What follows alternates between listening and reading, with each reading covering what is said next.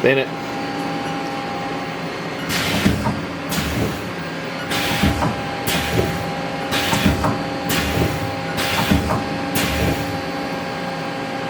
Okay, this machine we've had since it was brand new.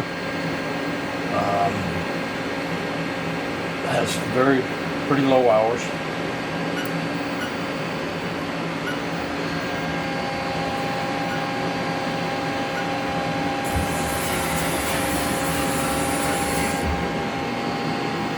At this point, hadn't run it for several years, so when I went to turn it on a month or so ago, I found that the backup battery in the processor needs to be replaced.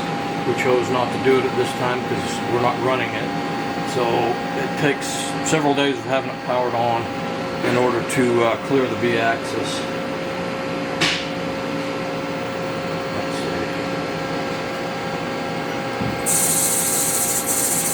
All the axis is run.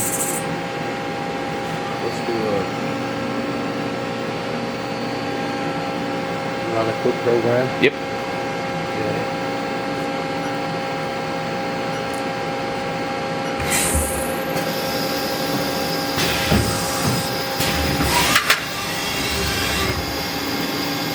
This is stood off because we have the coolant drained out of it right now, so it won't actually cut metal.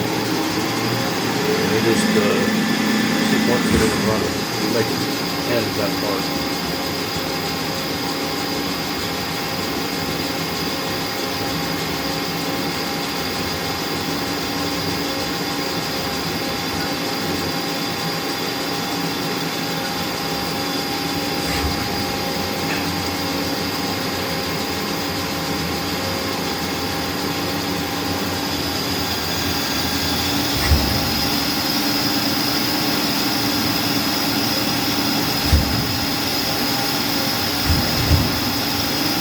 Has a Kitagawa hydraulic system on it, so we have a Kitagawa hydraulic 3-jaw chuck.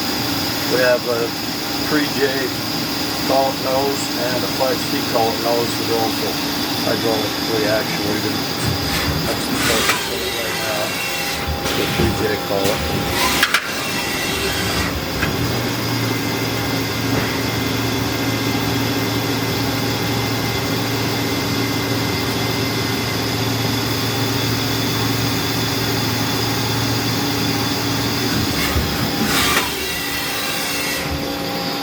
At this point, you'd actuate the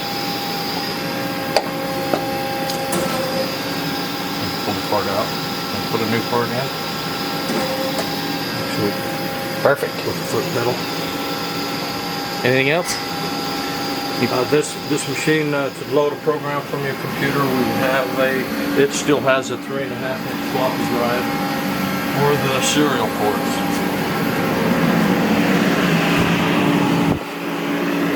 Never upgraded it to USB because most of the programming is done right on itself. It has quick code programming, so you just put in a few commands and it'll cut it for you.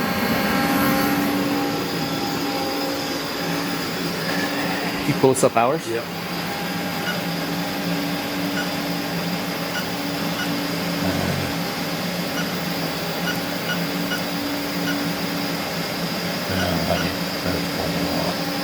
There's the screen you're on. Perfect. Anything else we need to talk about? It has an automatic chip conveyor that feeds the chips out as you run the program. It's programmed to start itself, so you never have to mess with the chips and they don't get bogged down in the machine. Also, what we had on this machine that most people don't have is we have an automatic tool setter. So you can, and when you want to put all your tools in, instead of having to take a gauge block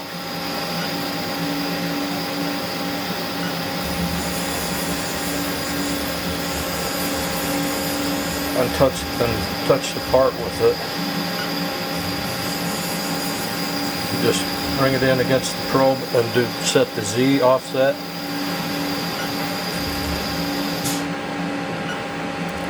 And then move in,